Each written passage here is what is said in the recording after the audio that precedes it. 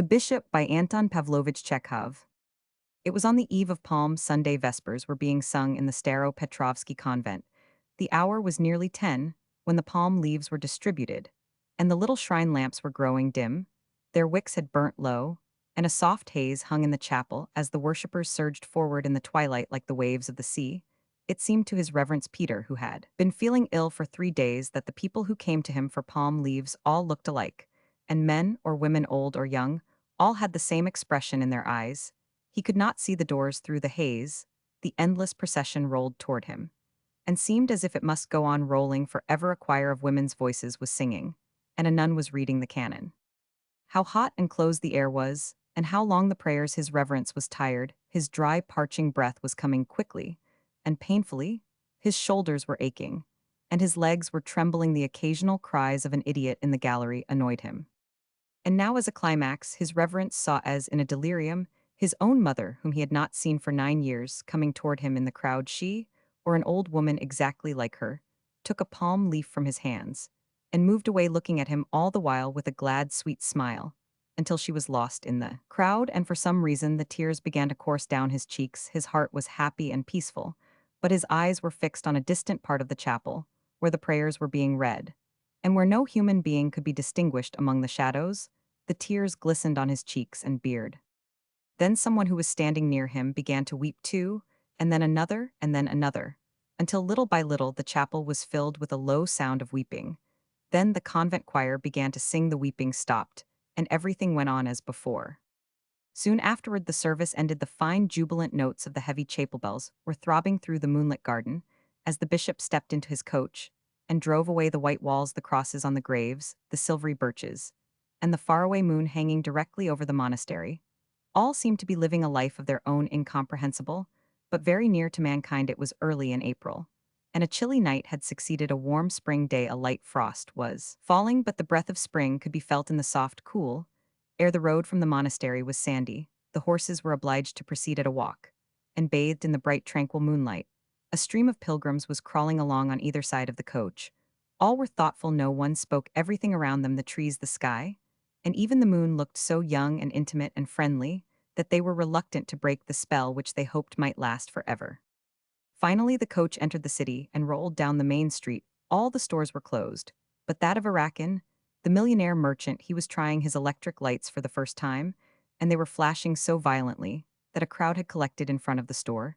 Then came wide, dark streets in endless succession, and then the highway and fields and the smell of pines. Suddenly, a white crenellated wall loomed before him, and beyond it rose a tall belfry flanked by 5 flashing golden cupolas, all bathed in moonlight. This was the Pankrativsky Monastery, where His Reverence Peter lived. Here, too, the calm, brooding moon was floating directly above the monastery. The coach drove through the gate, its wheels crunching on the sand. Here and there the dark forms of monks started out into the moonlight, and footsteps rang along the flagstone paths. "Your mother has been here while you were away, Your Reverence," a lay brother told the bishop as he entered his room. "My mother, when did she come?" "Before vespers. She first found out where you were, and then drove to the convent. Then it was she whom I saw just now in the chapel, O Father in heaven." And His Reverence laughed for joy. "She told me to tell you, Your Reverence," the lay brother continued, "that she would come back tomorrow. She had a little girl with her, a grandchild. I think she is stopping at Ovsianikov's inn." "What time is it now?" "It is after 11. "What a nuisance." His Reverence sat down irresolutely in his sitting room, unwilling to believe that it was already so late. His arms and legs were racked with pain, the back of his neck was aching, and he felt uncomfortable and hot. When he had rested a few moments, he went into his bedroom, and there too he sat down and dreamed of his mother. He heard the lay brother walking away, and Father Sis, the priest, coughing in the next room. The monastery clock struck the quarter. His Reverence undressed and began his prayers. He spoke the old familiar words with scrupulous attention, and at the same time he thought of his mother. She had 9 children and about 40 grandchildren. She had lived from the age of 17 to the age of 60, with her husband the deacon in a little village.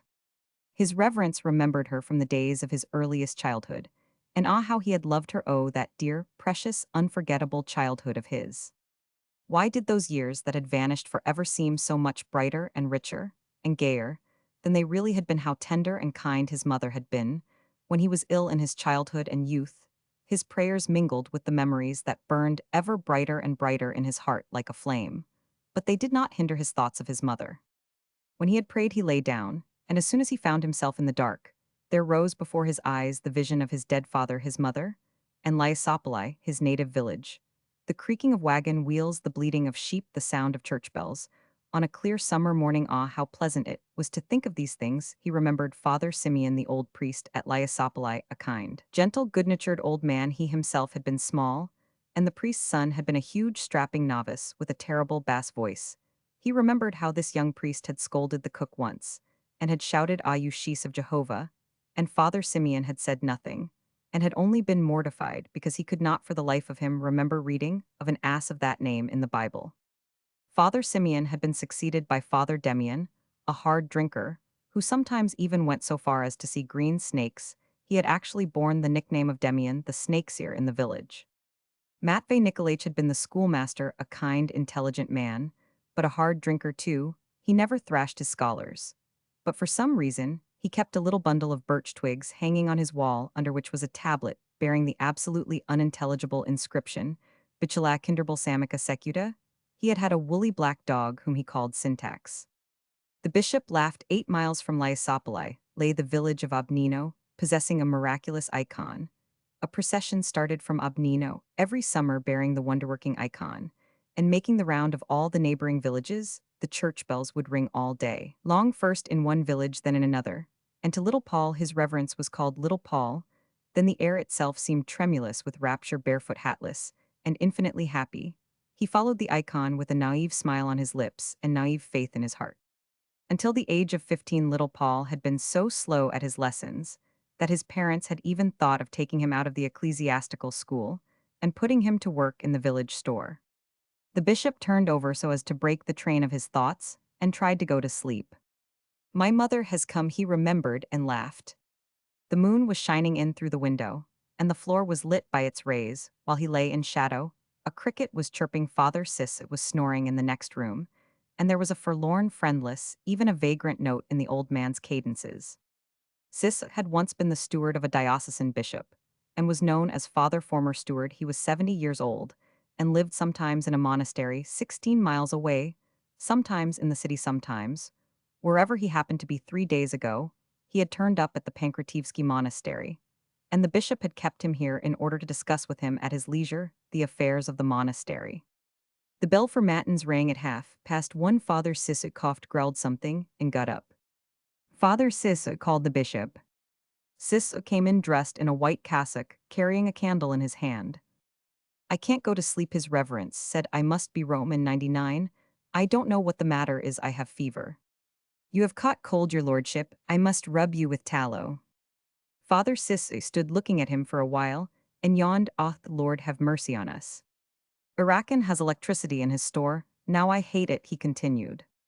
Father Sis was aged and round-shouldered, and gaunt. He was always displeased with something or other, and his eyes, which protruded like those of a crab, always wore an angry expression. "I don't like it at all," he repeated. "I hate it." Next day, on Palm Sunday, his reverence officiated at the cathedral in the city. Then he went to the diocesan bishop's, then to see a general's wife who was very ill, and at last he drove home at 2 o'clock. 2 beloved guests were having dinner with him, his aged mother and his little niece Kitty, a child of 8. The spring sun was peeping cheerily in through the windows as they sat at their meal, and was shining merrily on the white tablecloth and on Kitty's red hair through the double panes. They heard the rooks cawing and the magpies chattering in the garden. "It is 9 years since I saw you last," said the old mother, "and yet when I caught sight of you in the convent chapel yesterday, I thought to myself, God bless me, he has not changed a bit, only perhaps you are a little thinner than you were, and your beard has grown longer, O Holy Mother, Queen of Heaven. Everybody was crying yesterday. As soon as I saw you, I began to cry myself. I don't know why his holy will be done." In spite of the tenderness with which she said this, it was clear that she was not at her ease. It was as if she did not know whether to address the bishop by the familiar thee or the formal you, and whether she ought to laugh or not. She seemed to feel herself more of a poor deacon's wife than a mother in his presence. Meanwhile, Kitty was sitting with her eyes glued to the face of her uncle the bishop, as if she were trying to make out what manner of man this was. Her hair had escaped from her comb and her bow of velvet ribbon, and was standing straight up around her head like a halo. Her eyes were foxy and bright. She had broken a glass before sitting down, and now, as she talked, her grandmother kept moving first a glass, and then a wine glass out of her reach as the bishop sat listening to his mother. He remembered how many, many years ago she had sometimes taken him and his brothers and sisters to visit relatives, whom they considered rich. She had been busy with her own children in those days, and now she was busy with her grandchildren, and had come to visit him with Kitty here.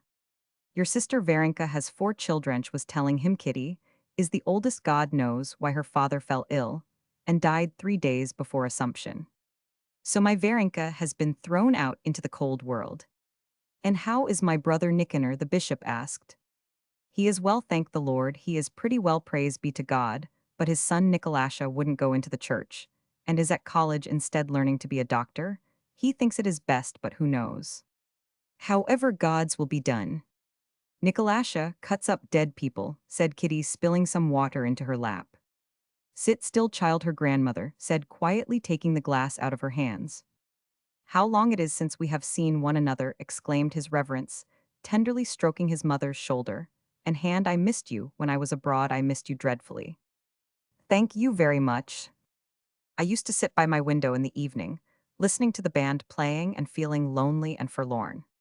Sometimes I would suddenly grow so homesick that I used to think I would gladly give everything I had in the world for a glimpse of you in home. His mother smiled and beamed, and then immediately drew a long face and said stiffly, Thank you very much. The bishop's mood changed. He looked at his mother and could not understand where she had acquired that deferential, humble expression of face and voice, and what the meaning of it might be. He hardly recognized her, and felt sorrowful and vexed. Besides, his head was still aching, and his legs were racked with pain. The fish he was eating tasted insipid, and he was very thirsty. After dinner, 2 wealthy lady landowners visited him, and sat for an hour and a half with faces a mile long, never uttering a word. Then an archimandrite, a gloomy, taciturn man, came on business. Then the bells rang for vespers. The sun set behind the woods, and the day was done. As soon as he got back from church, the bishop said his prayers and went to bed, drawing the covers up closely about his ears. The moonlight troubled him, and soon the sound of voices came to his ears. Father Sis was talking politics with his mother in the next room. There is a war in Japan. Now, he was saying, the Japanese belong to the same race as the Montenegrins. They fell under the Turkish yoke at the same time. And then the bishop heard his mother's voice say, And so you see, when we had said our prayers and had our tea, we went to Father Yeager. She kept saying over and over again that they had tea, as if all she knew of life was tea drinking. The memory of his seminary and college life slowly and mistily took shape in the bishop's mind. He had been a teacher of Greek for 3 years, until he could no longer read without glasses. And then he had taken the vows and had been made an inspector when he was 32. He had been made the rector of a seminary and then an archimandrite at that time. His life had been so easy and pleasant, and had seemed to stretch so far, far into the future that he could see absolutely no end to it. But his health had failed, and he had nearly lost his eyesight. His doctors had advised him to give up his work and go abroad. And what did you do next? Asked Father Sis in the adjoining room. And then we had tea, answered his mother. Why, Father, your beard is green, exclaimed Kitty suddenly, and she burst out laughing. The bishop remembered that the color of Father Siswa's beard really did verge on green, and he too laughed. My goodness, what a plague that child is, cried Father Sis in a loud voice, for he was growing angry. You're a spoiled baby, you are. Sit still. The bishop recalled the new white church in which he had officiated when he was abroad, and the sound of a warm sea. 8 years had slipped by while he was there. Then he had been recalled to Russia, and now he was already a bishop, and the past had faded away into mist as if it had been but a dream. Father Sis came into his room with a candle in his hand. Well, well, he exclaimed, surprised. Asleep already, your reverence? Why not? It's early yet, only 10 o'clock. I bought a candle this evening and wanted to rub you with tallow. I have a fever, the bishop said, sitting up. I suppose something ought to be done. My head feels so queer. Sis began to rub the bishop's chest and back with tallow. There, he said, O Lord God Almighty. There, I went to town today and saw that, what do you call him, that Archpresbyter Sidonsky. I had tea with him, I hate him, O Lord God, Almighty there, I hate him.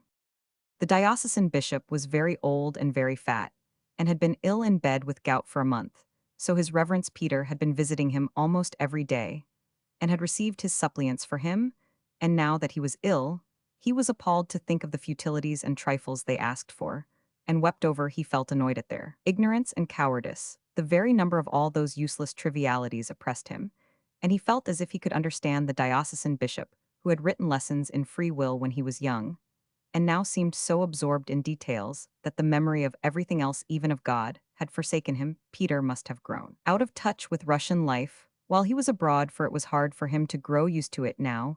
The people seemed rough, the women stupid, and tiresome, the novices and their teachers uneducated, and often disorderly.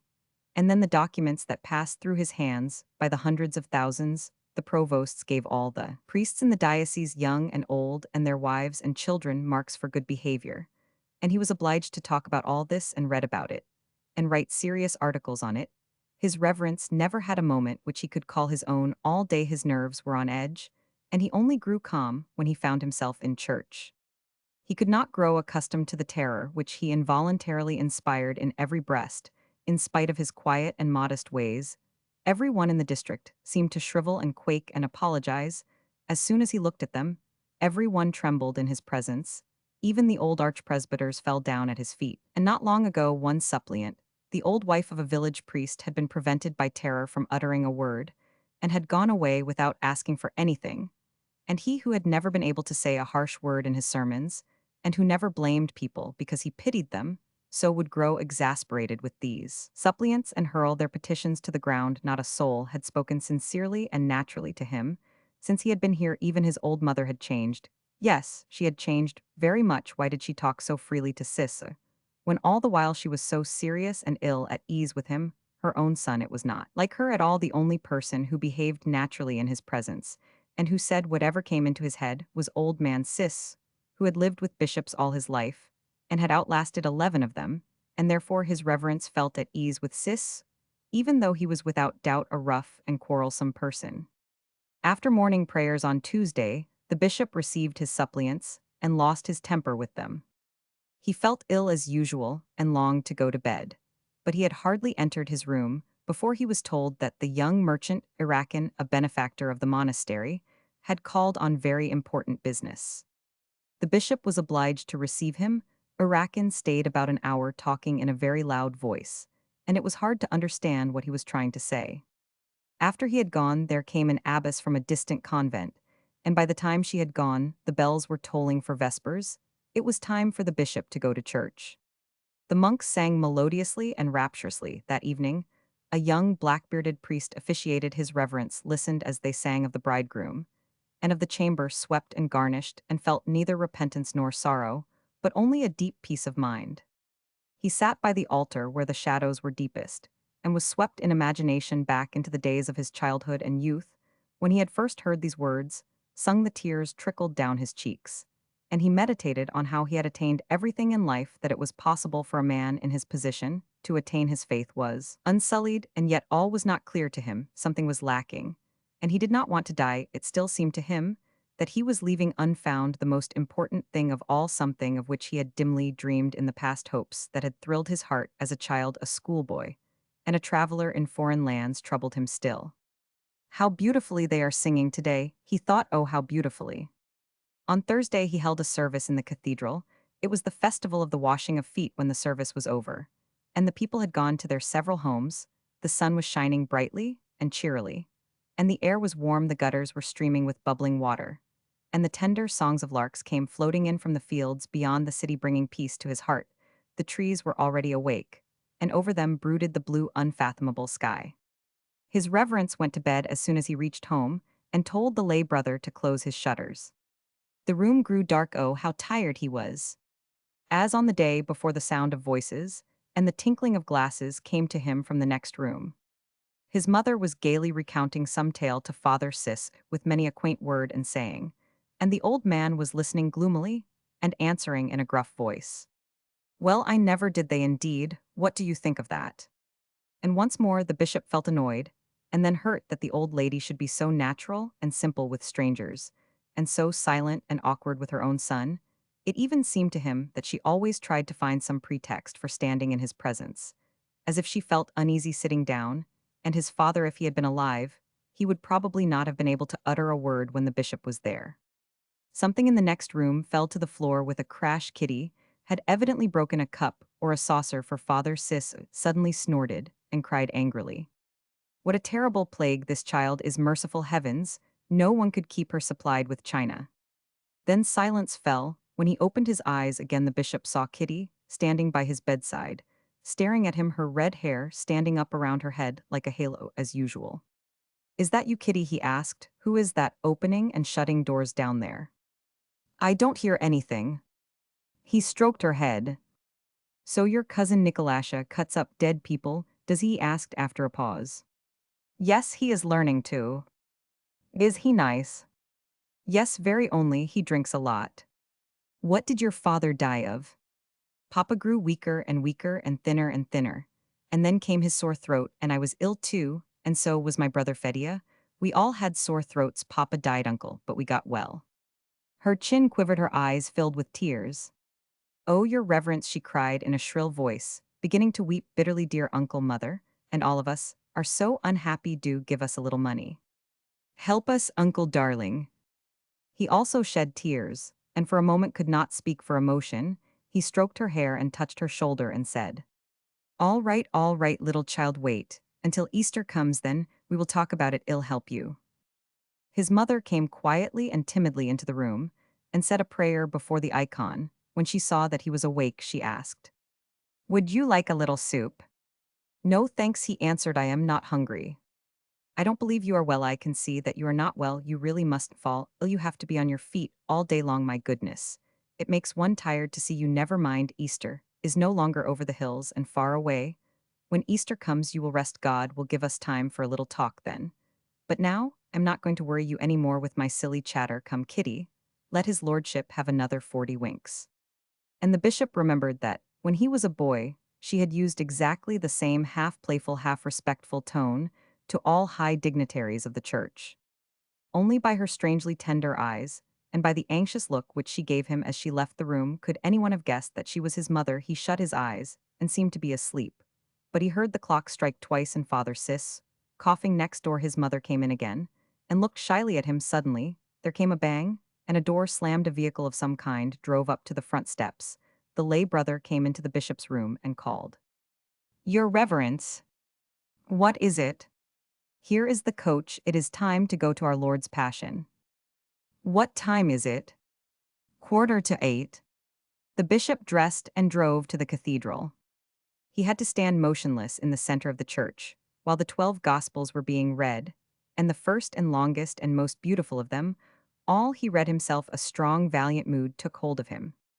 He knew this Gospel beginning, "The Son of Man is risen today," by heart, and as he repeated it, he raised his eyes and saw a sea of little lights about him. He heard the sputtering of candles, but the people had disappeared. He felt surrounded by those whom he had known in his youth. He felt that they would always be here until God knew when. His father had been a deacon, his grandfather had been a priest, and his great-grandfather a deacon. He sprang from a race that had belonged to the church, since Christianity first came to Russia, and his love for the ritual of the church, the clergy, and the sound of church bells was inborn in him, deeply ineradicably implanted in his heart. When he was in church, especially, when he was taking part in the service himself, he felt active and valorous and happy, and so it was with him now. Only after the 8th Gospel had been read, he felt that his voice was becoming so feeble that even his cough was inaudible. His head was aching, and he began to fear that he might collapse. His legs were growing numb in a little while. He ceased to have any sensation in them at all, and could not imagine what he was standing on and why he did not fall down. It was 11:15 when the service ended. The bishop went to bed as soon as he reached home, without even saying his prayers. As he pulled his blanket up over him, he suddenly wished that he were abroad. He passionately wished it. He would give his life, he thought, to cease from seeing these cheap wooden walls, and that low ceiling, to cease from smelling the stale scent of the monastery. If there were only someone with whom he could talk, someone to whom he could unburden his heart. He heard steps in the adjoining room and tried to recall who it might be. At last the door opened and Father Sis came in with a candle in one hand and a teacup in the other. In bed already, your reverence, he asked. I have come to rub your chest with vinegar and vodka. It is a fine thing if rubbed in good and hard. O Lord God, Almighty, there I have just come from our monastery. I hate it. I am going away from here tomorrow, my Lord, O Lord God Almighty there. Sisay never could stay long in one place, and he now felt as if he had been in this monastery for a year. It was hard to tell from what he said where his home was, whether there was anyone or anything in the world that he loved, and whether he believed in God or not. He himself never could make out why he had become a monk, but then he never gave it any thought, and the time when he had taken the vows had long since faded from his memory. He thought he must have been born a monk. Yes, I am going away tomorrow, bother this place. I want to have a talk with you. I never seem to have the time, whispered the bishop, making a great effort to speak. You see, I don't know anyone or anything her. Very well then, I shall stay until Sunday, but no longer bother this place.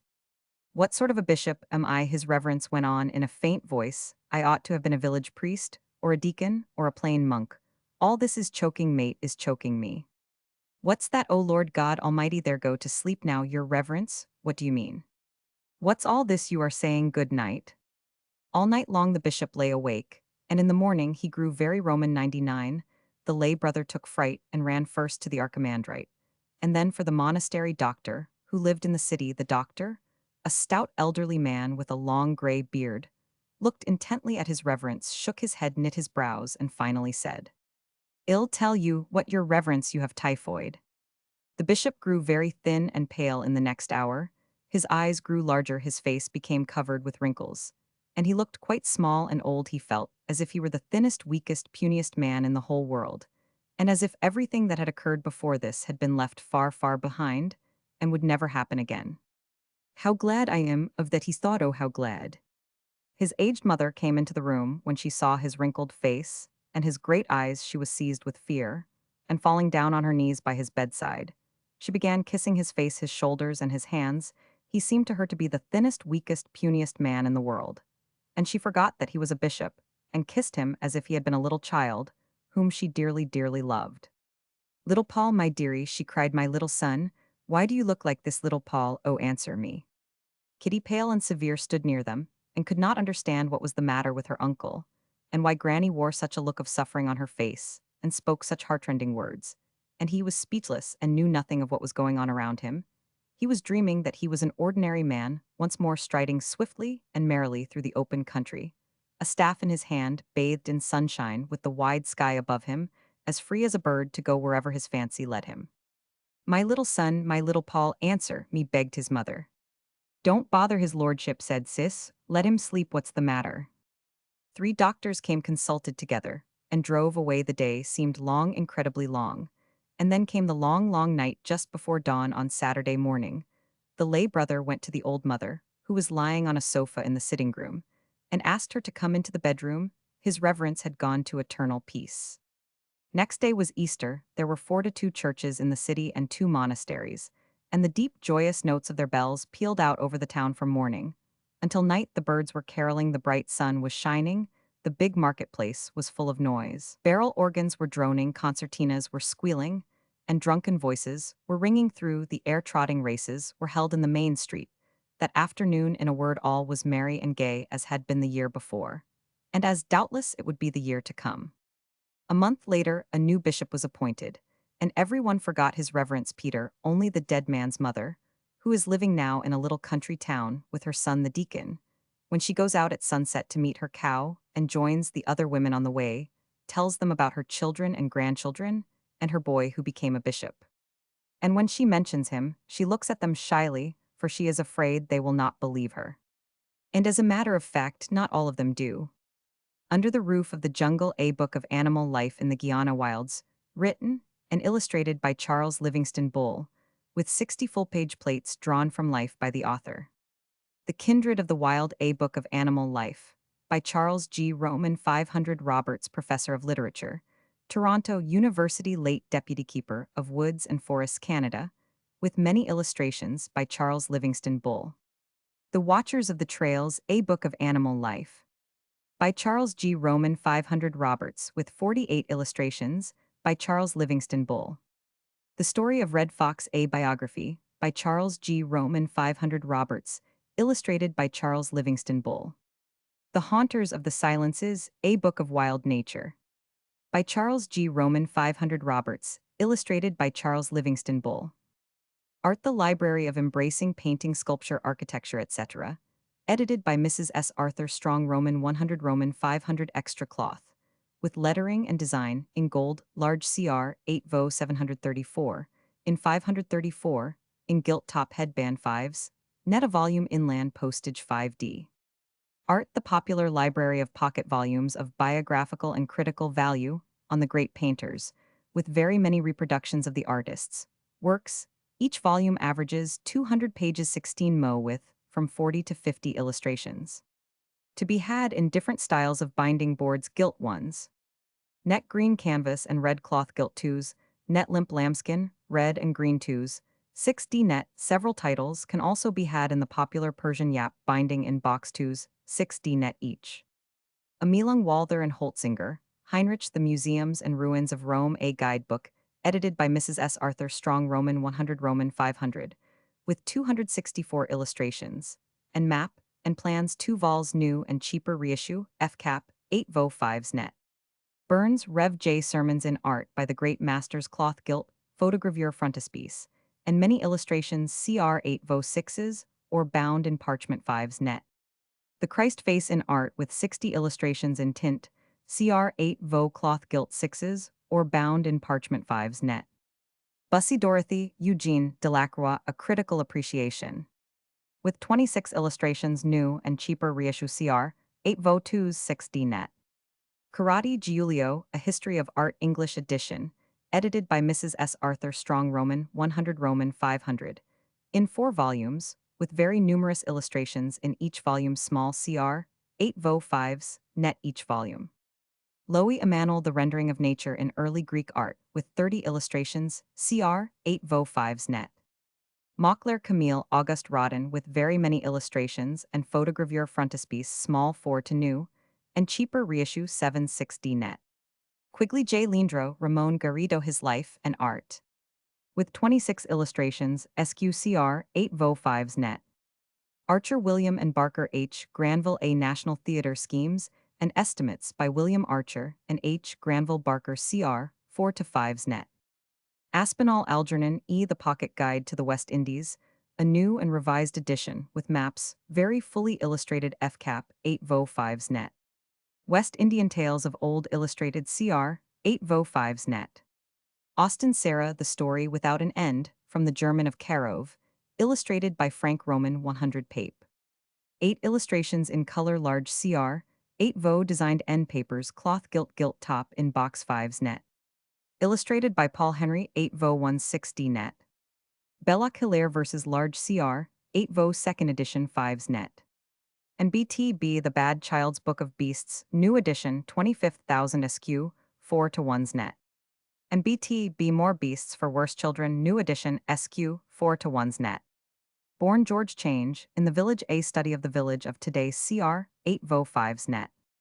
Lucy Bettisworth, CR 8 vo 6s. Boutreau Emile, The Beyond That Is Within and Other Lectures, FCAP 8 vo 3s 6D net. Brooke Stopford A. The Onward Cry Essays and Sermons, new and cheaper edition, CR 8 vo 2s 6D net. Chapman Hugh B. Chaplain of the Savoy At the Back of Things, Essays and Addresses, CR 8 vo 5s net. Collier Price England and the English from an American Point of View, Demai 8 vo 7 6D net, also a popular edition with foreword by Lord Rosebery, FCAP 8 vo 2s 6D net. The West and the East, A Study of British Rule in India, Demai 8 vo 7 6D net. Germany and the Germans from an American Point of View, Demai 8 vo 600 pages 7/6D net. Colton G.G. From St. Francis to Dante, A Historical Sketch, 2nd edition, Demai 8 vo 12s 6D net. Crown Library, Demai 8 vo cloth gilt top 5s net a volume. Cutting Series, The Praying Girl Thoughtful Religious Essays, SQCR 8 vo 3s 6D net. Darwin Bernard and Rowntree Harry, The Golf Courses of the British Isles, 48 illustrations in color, and 16 in sepia, SQ Royal 8 vo 21s net. De la Mare Walter, The Three Mulgars, A Romance of the Great Forests, with illustrations in color, CR 8 vo 5s net. Desmond G. The Role of the Seasons, a book of nature essays by G. Desmond, with 12 illustrations in color CR, 8 vo 5s net. Dowdy Chaw's Roman 1000 Adam cast forth a poem, founded on a Judeo-Arabian legend of Adam and Eve CR 8 vo 4s 6d net. The Cliffs, a poetic drama of the invasion of Britain in 19 CR, 8 vo 5s net. The Clouds, a poem large CR 8 vo 5s net. The Dawn in Britain, an epic poem of the beginnings of Britain, in 6 vols 1 and 2 nines, net vols 3 and 4 nines, net vols 5 and 6 nines, net the set 27s net. Fairless Michael complete works 3 vols in slipcase buckram gilt, 7 6d net. The Roadmender illustrated in color, by E.W. Waite cloth gilt top 7s, 6d net in a box. Illustrated in photogravure from drawings, by W.G. Main in slipcase 5s net. Falconer Rev Hugh the Unfinished Symphony New, and cheaper edition CR 8 vo 2s 6d net. Gardiner Mrs. Stanley We 2, and Seamus the Story of a Caravan Holiday in Ireland, with illustrations CR 8 vo 5s net. Graham R.B. Cunningham Charity CR 8 vo 6s. Faith CR 8 vo 6s. Hope CR 8 vo 6s. His People CR 8 vo 6s. Headlam Cecil Walter, Headlam Letters and Poems. With memoir by Cecil Headlam, with photogravure portrait de Mai, 8 vo 7 6d net. Henderson Archibald Mark Twain, a biography. With 8 photographs by Alvin Langdon Coburn large CR, 8 vo 5s net. Henderson Archibald Interpreters of Life, and the Modern Spirit Critical Essays, with a photogravure portrait of Meredith CR, 8 vo 5s net. Hill Roman 1000 Roman 500, and Webb Wilfred Mark, Eton Nature Study and Observational Lessons, with numerous illustrations in 2 parts 3s, 6d net each, also the 2 parts in 1 volume 6s net. Hudson W.H. A Little Boy Lost with 30 illustrations, by a Roman 500 McCormick SQCR, 8 vo 3s 6d net. Huferford Maddox The Critical Attitude Literary Essays, SQCR, 8 vo buckram 5s net. High Germany Verses SQCR, 8 vo paper covers. 1s net.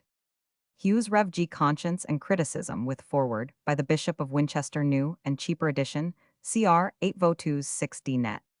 Hutchinson T. Lyrical Ballads by William Wordsworth and S. T. Coleridge, 1798, with certain poems of 1798 introduction and notes, F. Cap. 8 vo new, and revised edition with 2 photogravures 3s 6d net.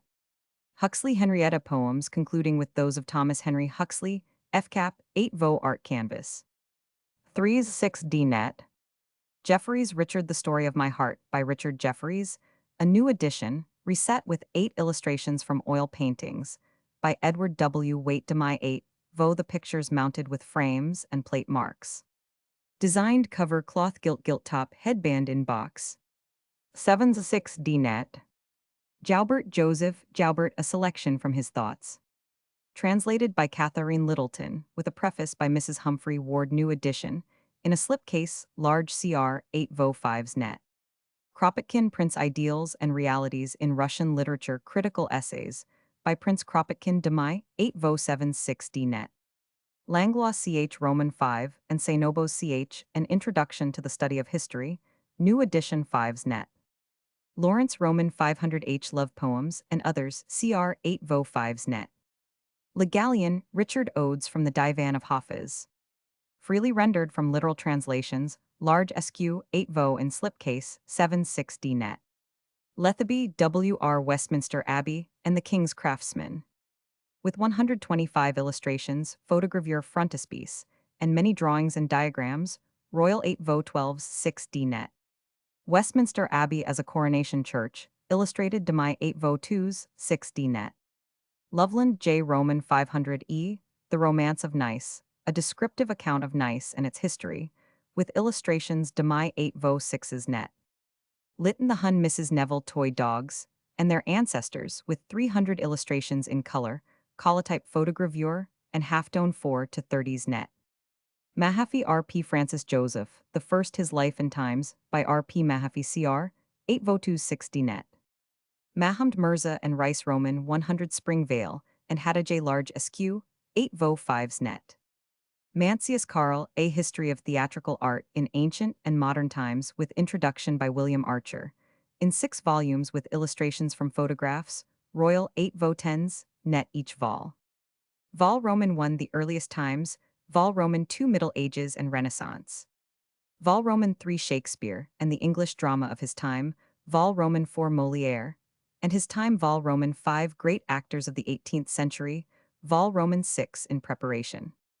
Marksali Henry The Letters and Journal, 180 4849, of Count Charles Leiningen Westerberg, Demai, 8 vo 760 net. Marjoram John New Poems FCAP, 8 vo 2s net. More T. Sturge Poems Square 8 vo sewed 1s net a volume. A Sicilian Idyll and Judith Cloth 2s net. Mariamne A Drama, QR Bound 2s net. Neville Ralph and Jerningham, Roman 100 E. Piccadilly, to Pall Mall Manners Morals and Man, with 2 photogravures de my 8 vo 12s, 6d net. Neville Ralph Sporting Days and Sporting Ways, with colored frontispiece de my 8 vo 12s, 6d net. The Merry Past Reminiscences and Anecdotes, with frontispiece in color colotype de my 8 vo. S6D net. Poloska Yoy Mrs. Buckley, A Year of Strangers. Sketches of people and things in Italy and in the Far East with copperplate frontispiece, de my 8 vo 5s. Net. Peak Prof. A.S. Christianity, Its Nature and Its Truth, 25,000 cr, 8 vo 2s 6d net. Phillips Roman 50 March, The Works of Man Studies of Race Characteristics, as revealed in the creative art of the world cr, 8 vo 7 6d net. Plays Modern Cloth 2s net a volume.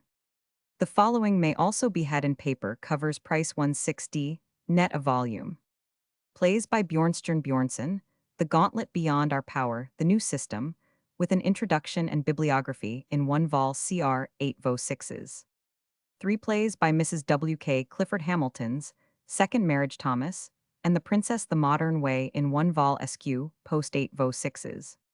Plays Volume 1 by John Galsworthy, 3 plays Joy Strife, The Silver Box in 1 vol post 8 vo 6s. Plays Volume 2 by John Galsworthy, 3 plays Justice, The Little Dream The Eldest Son in 1 vol small sq, post 8 vo 6s. Plays First Series by August Strindberg, The Dream Play The Link The Dance of Death Part 1, The Dance of Death Part 2, in 1 vol cr 8 vo 6s. Plays Second Series by August Strindberg Creditors, Pariah There Are Crimes and Crimes, Miss Julia the Stronger in 1 volume 6s. Plays Third Series by August Strindberg Advent Samum Swan White Debit, and Credit the Spook Sonata, The Black Glove cr 8 vo 6s. Plays by Anton T. Chekhov Uncle Vanya Ivanov, The Seagull The Swan Song, with an introduction cr 8 vo 6s. Reed Stewart J. Sir Richard Tanga A Life, with a portrait cheaper reissue cr 8 vo 2s 6d net. Roadmender series The volumes in the series are works with the same tendency as Michael Fairless' remarkable book, from which the series gets its name, books which express a deep feeling for nature and a mystical interpretation of life FCAP, 8 vo, with designed end papers 2s, 6d net. Rosen Irwin in the Foreign Legion A Record of Actual Experiences, in the French Foreign Legion de my 8 vo new, and cheaper edition 3s, 6d net. Social Questions Series. Makers of Our Clothes A Case for Trade Boards by Miss Clementina Black and Lady Carl Mayer, de my 8 vo 5s net. Sweated Industry and the Minimum Wage by Clementina Black, with preface by a G. Gardner Cloth Crown 8 vo 2s net. Women in Industry from 7 Points of View, with introduction by Roman 500 J. Shackleton Cloth Crown, 8 vo 2s net. The Worker's Handbook by Gertrude Roman 1000 Tuckwell, a handbook of legal and general information for the clergy for district visitors, and all social workers cr 8 vo 2s net. Avril by Hilaire Belloc Essays on the Poetry of the French Renaissance. Esto Perpetua by Hilaire Belloc. Algerian Studies and Impressions. Men, Women and Books Res Judicat by Augustine Burrell. Complete in 1 vol. Arbeiter Dicta by Augustine Burrell, first and second series in 1 volume. Memoirs of a Surrey Laborer by George Bourne. The Bettesworth Book by George Bourne. Studies in Poetry by Stopford A. Brooke Roman, 100 Roman 500 Essays on Blake Scott, Shelley Keats, etc. Four Poets by Stopford A. Brooke Roman, 100 Roman, 500 Essays on Clough Arnold Rossetti and Morris. Comparative Studies in Nursery Rhymes by Lena Eckenstein. Essays in a Branch of Folklore. Italian Poets Since Dante. Critical Essays by W. Everett. Villarubin and Other Stories by John Galsworthy. Faith and Other Sketches by R. B. Cunningham Graham. Progress and Other Sketches by R. B. Cunningham Graham. Success and Other Sketches by R. B. Cunningham Graham. A Crystal Age, A Romance of the Future by W. H. Hudson. Green Mansions, A Romance of the Tropical Forest by W. H. Hudson. The Purple Land by W. H. Hudson. The Heart of the Country by Ford Madox Hueffer. The Soul of London by Ford Madox Hueffer. The Spirit of the People by Ford Madox Hueffer. After London Wild England by Richard Jefferies. Amaryllis at the Fair by Richard Jefferies. Bevis, The Story of a Boy by Richard Jefferies. The Hills and the Vale, Nature Essays by Richard Jefferies. The Greatest Life, An Inquiry into the Foundations of Character by Gerald Leighton Roman, 1000 Roman, 500th Augustine, and His Age, an Interpretation by Joseph McCabe. Between the Acts by H. W. Nevinson. Essays by Coventry Patmore. Essays in Freedom by H. W. Nevinson. Parallel Paths, A Study in Biology, Ethics, and Art by T. W. Rolleston. The Strenuous Life and Other Essays by Theodore Roosevelt. English Literature and Society in the 18th Century by Sir Leslie Stephen. Studies of a Biographer, First Series, 2 volumes by Sir Leslie Stephen. Studies of a Biographer, Second Series, 2 volumes by Sir Leslie Stephen. Interludes by Sir Geo Trevelyan. Essays on Dante by Dr. Carl Witt. Duckworth Shilling Net Series, Cloth Cr 8 vo. Smalley George W. Anglo-American Memories, First Series American, with a photogravure frontispiece, Demi 8 vo 12s, 6D net. Second Series English, Demi 8 vo 12s, 6D net. Spielman Mrs. Roman 1000 H. and Wilhelm Roman, 100 The Child of the Air, A Romantic Fantasy, illustrated in color, and in line SQCR 8 vo 5s net. Stephen H. Roman 50 State Trials Political and Social First Series, selected and edited by H. Roman 50 Stephen, with 2 photogravures, 2 vols FCAP 8 vo Art Vellum Gilt Top 5s net. Vol Roman 1 Sir Walter Raleigh Charles Roman 1 The Regicides Colonel Turner, and Others The Suffolk Witches Alice Lisle, Vol Roman 2 Lord Russell, the Earl of Warwick Spencer Cowper, and Others Samuel Goodyear and Others. State Trials Political and Social Second Series. Selected and edited by H. Roman 50 Stephen, with 2 photogravures, 2 vols FCAP 8 vo 5s net. Vol Roman 1 The Earl of Essex Captain Lee John Perry Green, and Others Count Koningsmark, Bo Fielding Vol Roman 2, Annesley Carter McDaniel Bernard Byron. Stopford Francis Life's Great Adventure Essays by Francis Stopford, author of The Toil of Life Cr. 8 vo Cloth 5s net. A new series of handbooks being aids to interpretation in biblical criticism for the use of the clergy divinity students and laymen Cr. 8 vo 2s 6d net a volume. The Christian Hope, A Study in the Doctrine of the Last Things by W. Adams Brown Roman 500 Roman, 500 Professor of Theology in the Union College, New York. Christianity and Social Questions by the Rev. William Cunningham Roman 500 Roman, 500 FBA, Archdeacon of Ely, formerly lecturer on economic history to Harvard University. A Handbook of Christian Apologetics by the Rev. Alfred Ernest Garvey Roman, 1000 A, Hun Roman 500 Roman, 500 Glasgow, University Principal of New College, Hampstead. A Critical Introduction to the Old Testament by the Rev. George Buchanan Gray Roman, 1000 A, Roman 500 lit. Gospel Origins, A Study in the Synoptic Problem by the Rev. W. W. Holdsworth Roman, 1000 A, Tutor in New Testament Language and Literature, Handworth College, Birmingham. Faith and Its Psychology by the Rev. William R. in G. Roman 500 Dean of St. Paul's. Protestant Thought Before Kant by a Roman 100 Magifert Ph. Roman 500 Roman 500 Roman 500 of the Union Theological Seminary, New York. The Theology of the Gospels, by the Rev. James Moffat B. Roman 500 Roman 500 Roman 500 of the UF Church of Scotland, sometime Jowett lecturer, in London author of the Historical New Testament, Literary Illustrations of the Bible, etc. A History of Christian Thought since Kant by the Rev. Edward Caldwell, Moore Roman 500 Parkman Professor of Theology, in the University of Harvard, USA. Revelation and Inspiration, by the Rev. James Orr Roman 500 Professor of Apologetics, in the Theological College of the United Free Church, Glasgow. A Critical Introduction to the New Testament, by Arthur Samuel Peake Roman 500 Professor of Biblical Exegesis, and Dean of the Faculty of Theology, Victoria University, Manchester. Philosophy and Religion, by the Rev. Hastings Rashdall Roman 500 Lit. Oxon Roman 500 Roman 100 Roman 50 Durham, FBA Fellow and Tutor of New College, Oxford. Text and Canon of the New Testament, by Prof. Alexander Suter Roman 1000 A. Roman 500 Lit. Professor of Humanity, Aberdeen University. Christian Thought to the Reformation, by Herbert B. Workman Roman 500 Lit. Principal of the Westminster Training College.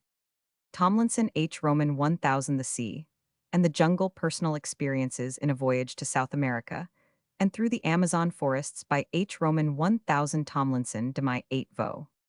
76 D. Net. Ticelli Enrico Memoirs of the Husband of an Ex-Crown Princess, by Enrico Ticelli, husband of the ex-Crown Princess of Saxony, with a portrait cloth gilt top, de my 8 vo 10s 6 D. Net. Von Herbert Roman 1000, The Last Stuart Queen Louise Countess of Albany, A Life, with illustrations and portraits, de my 8 vo 16s Net. Wern Cecilia, Medieval Sicily Aspects of Life and Art in the Middle Ages, with very many illustrations, Royal 8 vo 12s, 6 D. Net. Wainfleet Zachary Considerations, essays edited by Ian Malcolm Roman 1000 PCR, 8 vo parchment Yap binding 2s, 6 D. Net. Williams Alfred A. Wiltshire Village, A Study of English Rural Village Life, CR, 8 vo 5s Net. Villages of the White House, CR, 8 vo 5s Net. Anonymous The Diary of an English Girl, CR, 8 vo 6s. Barron's R.G. Pebble A Novel, CR, 8 vo 6s. Bone David W. The Brassbunter, A Tale of Seaman's Life, in a Sailing Ship, with illustrations by the author, CR, 8 vo 6s, also one's Net edition. Bone Gertrude Provincial Tales with Frontispiece, by Muirhead Bone, CR, 8 vo 6s. Bone Muirhead and Gertrude Children a Tale with 60 drawings, by Muirhead Bone Large, CR, 8 vo 6s Net Vellum edition, limited to 250 copies signed, and numbered 25s Net. Brookfield Chas H. Jack Goldie, The Boy Who Knew Best, illustrated by A. E. Jackson, CR, 8 vo 3s 6d. Brown Vincent A. Magdalene's Husband, a Novel. Fourth Impression, CR, 8 vo 6s. The Dark Ship, a Novel, CR, 8 vo 6s. The Disciple's Wife, a Novel, CR, 8 vo 6s. The Sacred Cup, a Novel, CR, 8 vo 6s. Calthrop Dion Clayton King Peter, a Novel, with a frontispiece, CR, 8 vo 6s. Cotley Roman 100, Holmes The Weaving of the Shuttle, a Yorkshire Novel, CR, 8 vo 6s. Clifford Mrs. W.K. Woodside Farm, a Novel, CR.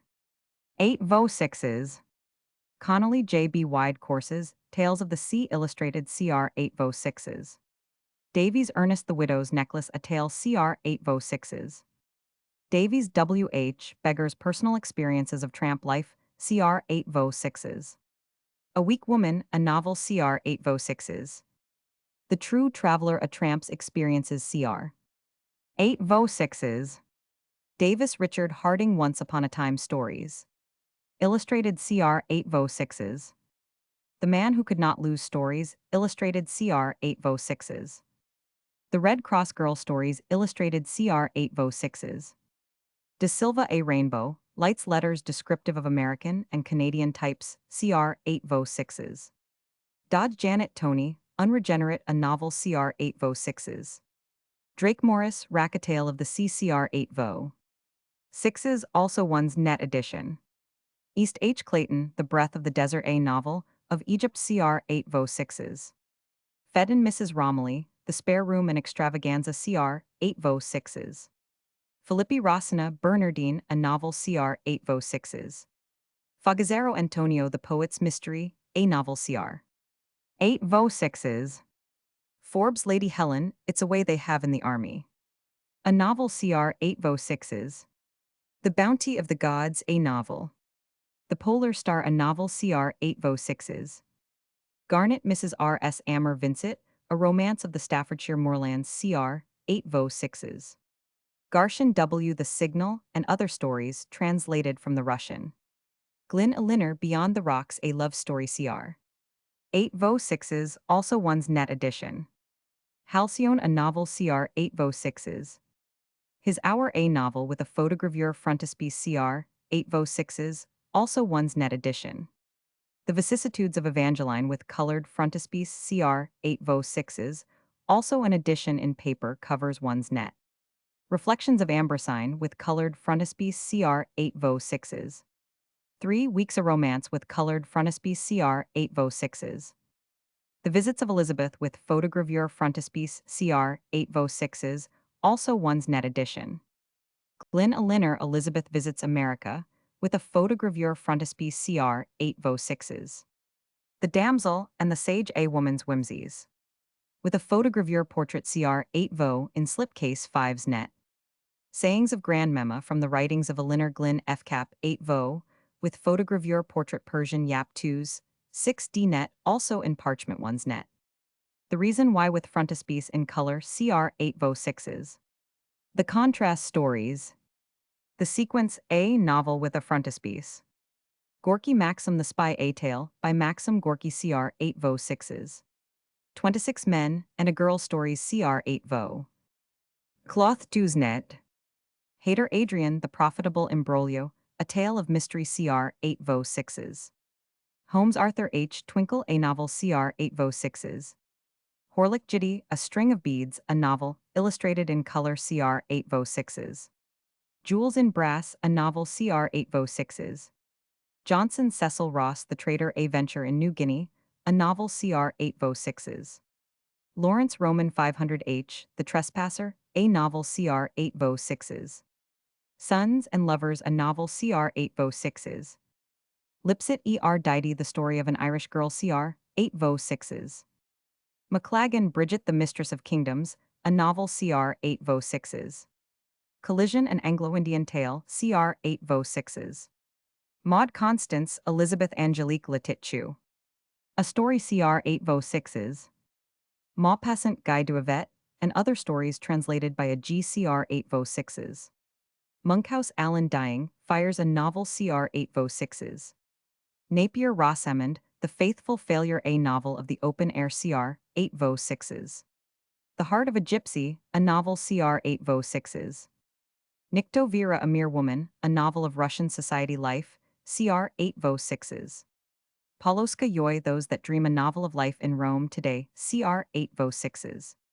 Fair Ignatius, Love O' the Skies, a novel of North Africa. Roberts Helen Old Brent's Daughter, cr. 8 vo 6s. Something New, a novel, cr. 8 vo 6s. Schofield Mrs. S.R. Elizabeth Betsy and Bess, a tale, cr. 8 vo 6s. I Don't Know, a psychic novel, cr. 8 vo 6s. Shwe Dinga Wholly Without Morals, a novel of Indo-Burman life, cr. 8 vo 6s. The Repentance of Destiny, a novel, cr. 8 vo 6s. T. Chekhov Anton the Kiss Stories, cr. 8 vo 6s. Travers John Sahib Log, a novel of regimental life in India, cr. 8 vo 6s. In the World of Bewilderment, a novel, cr. 8 vo 6s. Tiley E.S. The Witch Ladder, a Somerset Story, cr. 8 vo 6s. Von Owen Roscamille, A Scout's Story, a tale of adventure, illustrated, cr. 8 vo 2s 6d. Isle Raven, a Welsh novel, cr. 8 vo 6s. Old Fireproof, being the chaplain's story of certain events in the South African War, cr. 8 vo 6s. Sweet Rogues, a romance, cr. 8 vo 6s.